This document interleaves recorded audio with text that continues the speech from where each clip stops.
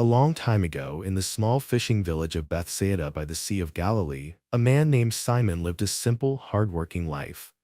The Sea of Galilee was a sparkling lake surrounded by rocky hills and olive trees, where waves lapped gently against wooden boats. Simon, a fisherman, spent his days casting nets into the water with his brother Andrew and their father John.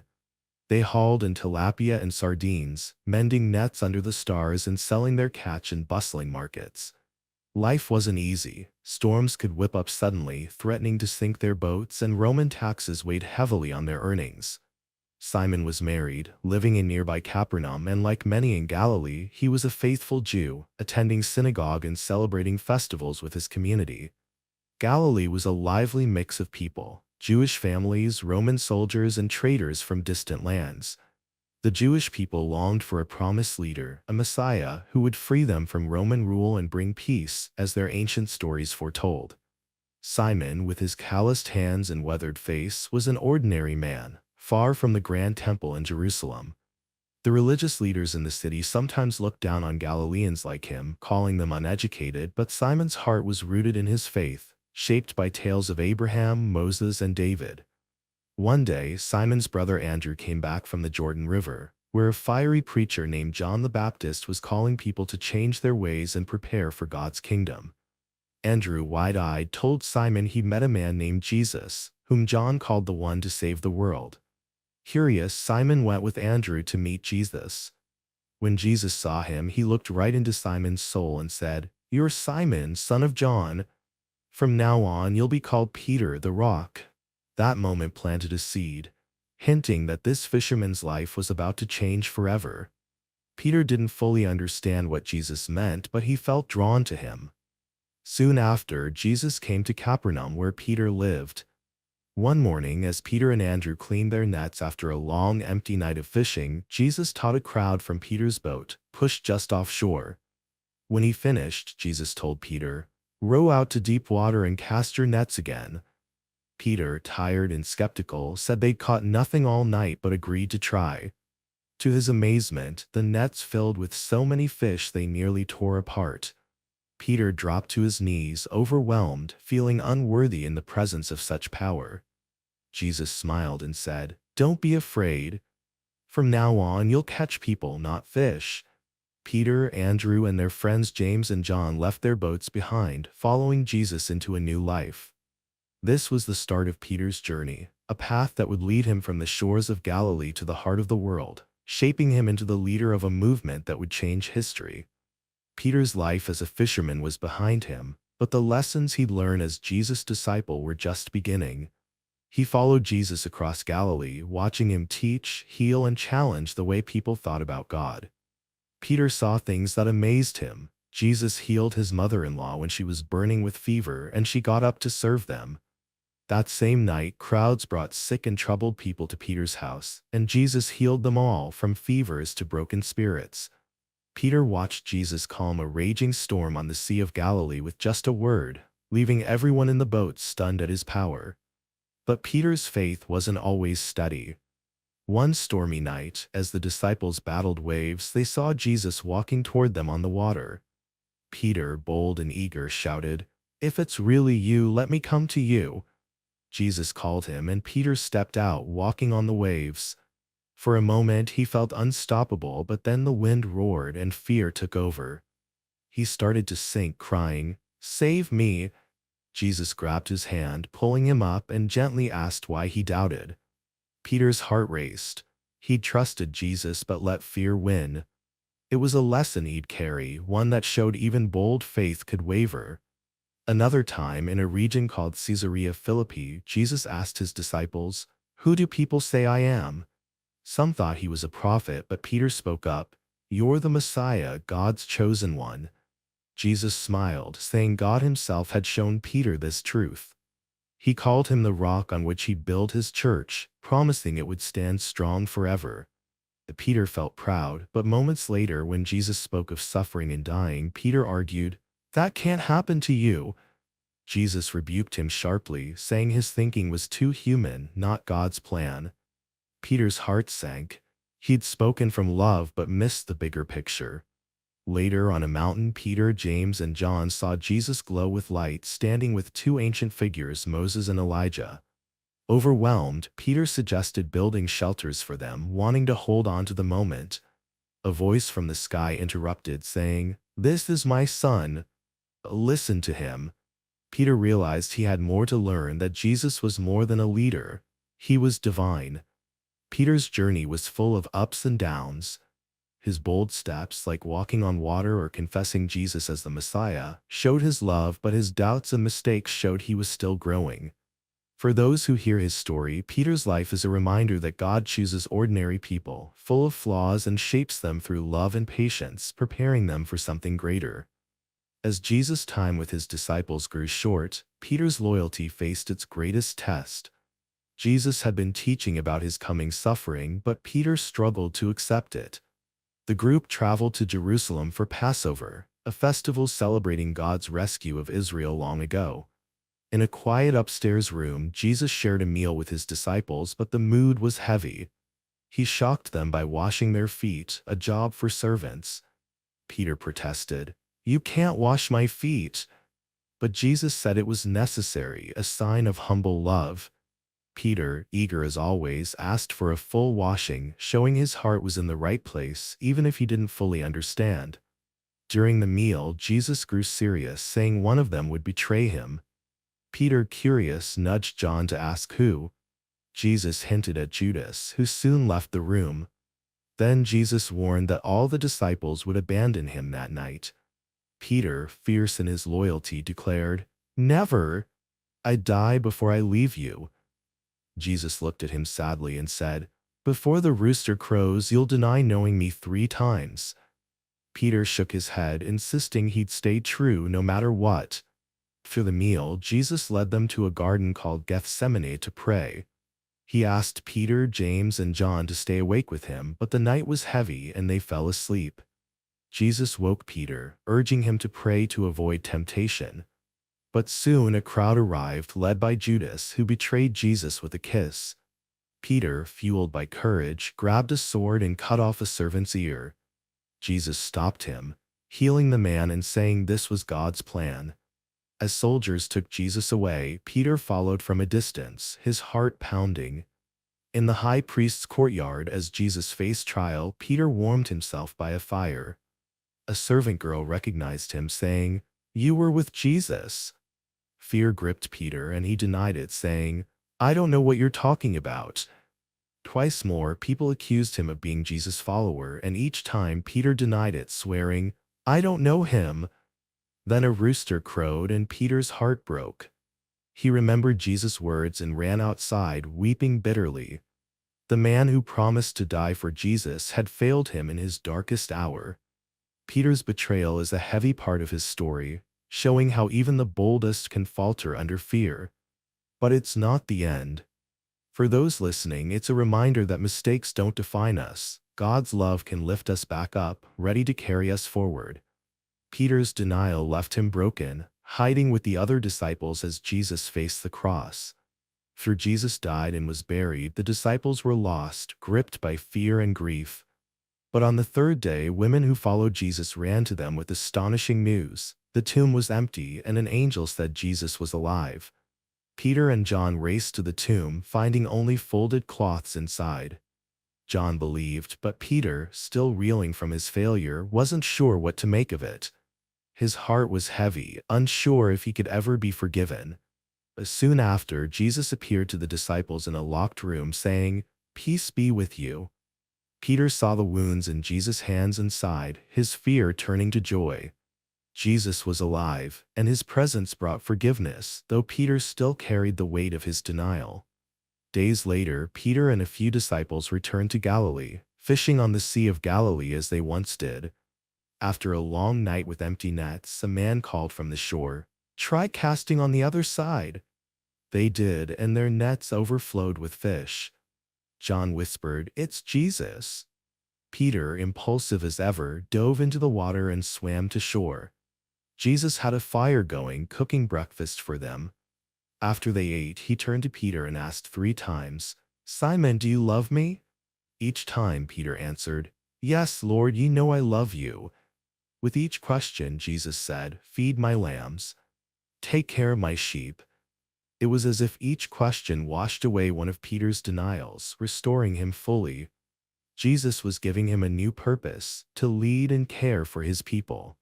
He also hinted that Peter's life would end in sacrifice, a path Peter now accepted with courage. This moment by the sea changed everything.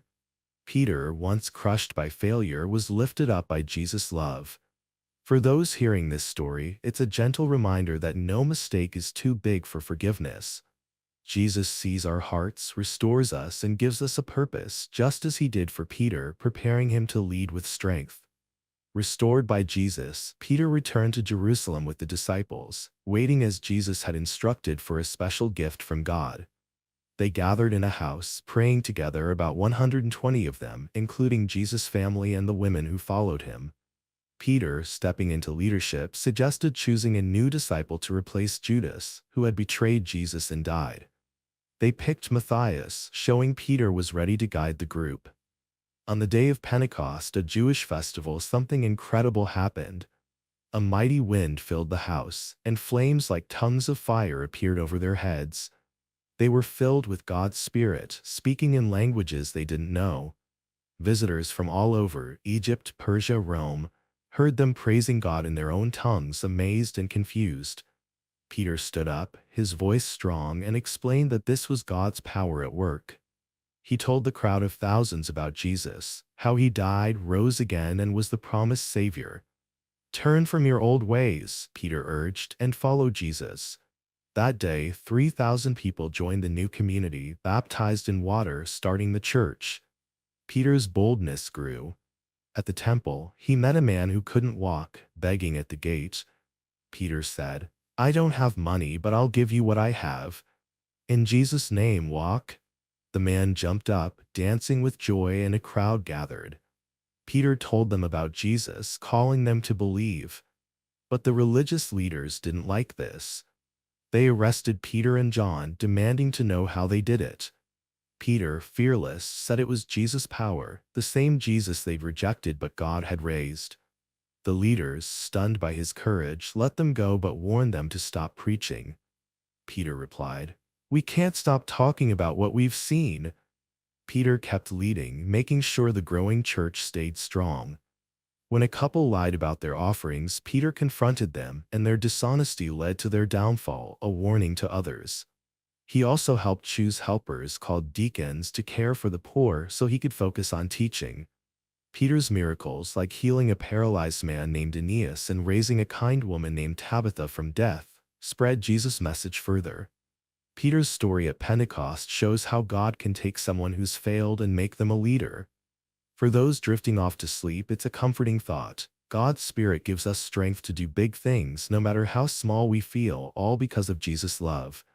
Peter's leadership in Jerusalem was strong, but God had a bigger plan, to share Jesus' love with everyone, not just Jews.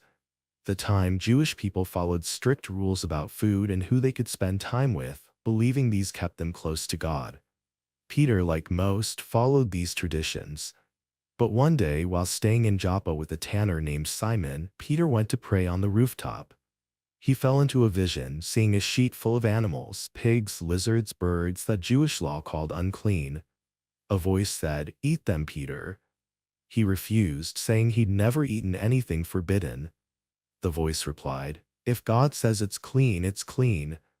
This happened 3 times, leaving Peter puzzled. At the same time in Caesarea, a Roman soldier named Cornelius, who loved God and helped the poor, had a vision. An angel told him to send for Peter in Joppa. Cornelius obeyed, and when his men arrived, God told Peter, "Go with them. I sent them." Peter, trusting the vision, welcomed these non-Jews, something he'd never done before. He traveled to Cornelius' house, where a crowd waited. Peter said, "I know it's against our rules to visit you, but God showed me no one is unclean in his eyes." He shared Jesus' story, his life, death, and resurrection, saying Jesus was for everyone. As Peter spoke, God's Spirit filled the room, and Cornelius and his family began praising God in new languages, just like at Pentecost. Peter, amazed, said, "If God's Spirit is with them, they should be baptized like us." He baptized them, the first non-Jews to join the church. Back in Jerusalem, some believers questioned Peter, but when he explained the vision and God's work, they rejoiced, saying, "God's love is for all people." This moment changed everything. Peter's vision opened the church to everyone, breaking old barriers. For those listening, it's a simple truth: God's love doesn't pick favorites. Peter's courage to follow God's call, even when it was new and strange, shows we can trust God's plan no matter who we are. Peter's work grew as the church spread, but so did the challenges. Some Jewish believers wanted new converts to follow all their old rules, like circumcision, causing arguments. Church leaders met in Jerusalem to settle it, and Peter took charge. He reminded them of his vision and Cornelius' conversion, saying, God accepted them as they are, giving them his Spirit. Why burden them with rules we couldn't keep? His words, clear and strong, settled the debate. The leaders agreed that faith in Jesus was enough, sending a letter to new churches with simple guidelines to keep peace. But Peter wasn't perfect. In Antioch, he ate with non-Jewish believers until some strict Jews arrived. Afraid of their judgment, he pulled back, and Paul called him out, saying he wasn't living out the truth. Peter accepted the correction, showing his humility just as he'd learned from his past mistakes. Peter's miracles continued to shine. In Lydda, he met Aeneas, a man paralyzed for years. Peter said, "Jesus heals you. Get up." Aeneas stood, and many in the area believed. In Joppa, a kind woman named Tabitha died, leaving the community heartbroken. They called Peter, who prayed and said, "Tabitha, get up." She opened her eyes, alive again, and the news spread, bringing more people to faith. Trouble came when King Herod arrested Peter, planning to execute him after killing another disciple, James. Locked in prison, chained between soldiers, Peter faced death.